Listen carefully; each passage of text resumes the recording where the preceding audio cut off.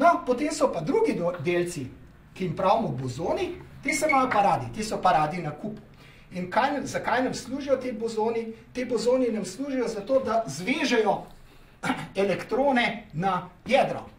Svetloba je tudi sestavljena iz bozonov, pravimo jim fotoni. Delci svetlobe se imenujejo fotoni. No in med bozoni je pa poseben bozon, ta Higgsov bozon. Ta Higgsov bozon je pa povsod. Vsi ostali bozoni so samo sem pa tja, recimo takrat, ko švigajo med jedrom in elektronom. Higgsov bozon je pa v celem vesolju. Tako kot da bi bilo vesolje morje, ki bi bilo polno Higgsovih bozonov. No, ampak tega morja pravzaprav ne moramo še videti. Morje je pravzaprav povsod enako in če je vse enako, potem ne veš sploh kaj gledati. Kar lahko vidimo v tem morju Higgsovih bozonov so valovi. Se pravi, če si predstavljamo takole morsko gladino, se pojavi en val in temu valu pravimo pa Higgsov delec ali Higgsov bozon.